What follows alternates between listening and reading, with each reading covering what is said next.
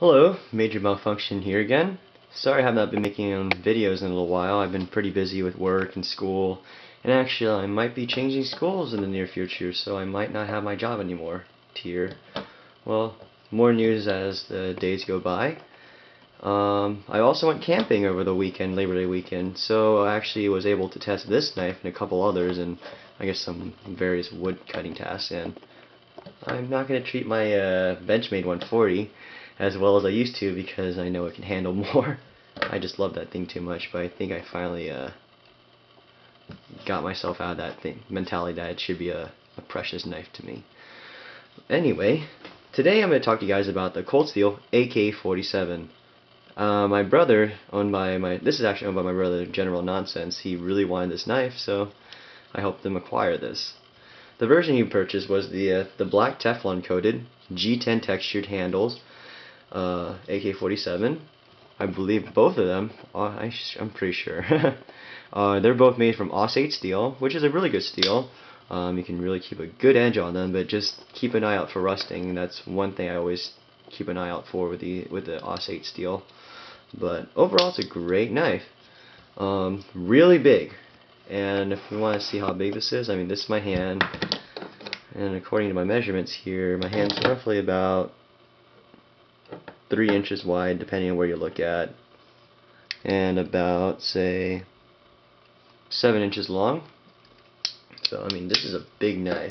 According to its specs, it's about 3.5 inches. Overall, its length is about 9 1/4 of an inch.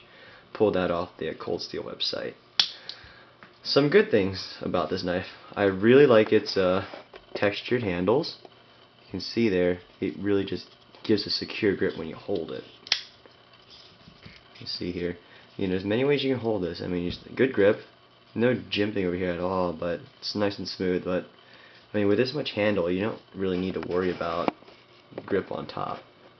It should all be taken care of based on the design of this handle. See how deep these grooves are?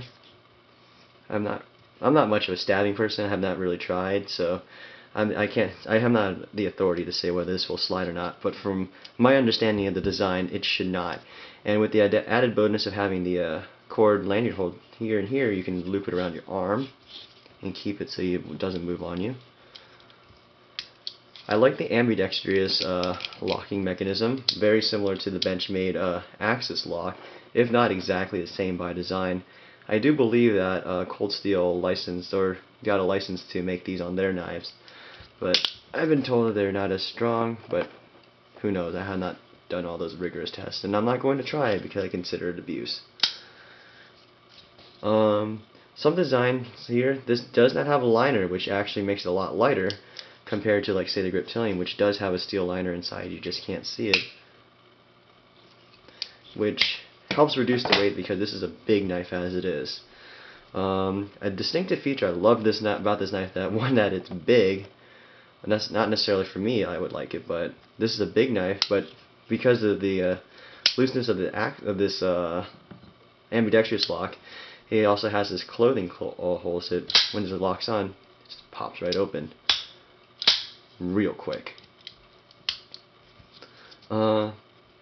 Again, with the handle, you can hold it this way, hold it backwards, whichever way. It's really big enough that you have really good grip. And because guys with those big hands, you're gonna love this knife. It has a lot of real estate for you to grip onto.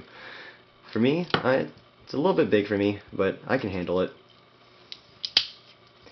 One thing I don't like about this is that it's not a very deep carry. If I were to, like, say, take this right here and then just cover it, this is how much is going to be shown out of your pocket. Every time I look at my brother's knife, I'm like, that's an AK-47 just sticking out right there. That's a lot of exposed handle out of the pockets. And some guys may not like it. I wish they could make this one a little higher. But because of the way they designed it, they kept it over here.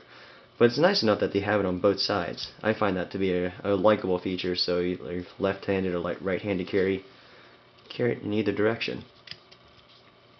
Some background about this knife: I guess they designed this off of bayonet, and surprise, surprise, I went to a surplus store in Reno, and there's that bayonet design. pretty similar.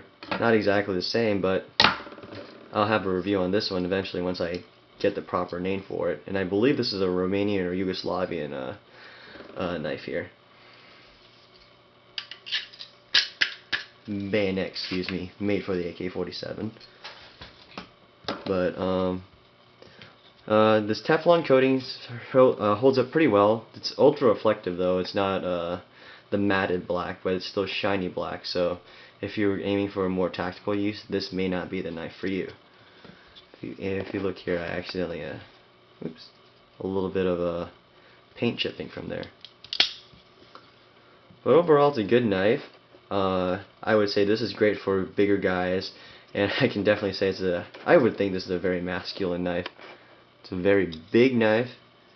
A lot of great features it has on it. It's a great knife. It's a good weight. It's about 6.6 ounces, according to the Cold Steel website, and I can believe it. I held this before, and it's a stainless steel counterpart, and the stainless steel is heavier, but for less weight, I would prefer to get this knife. Overall, it's a great knife, and I hope you guys have a great day, and thanks for watching. See ya.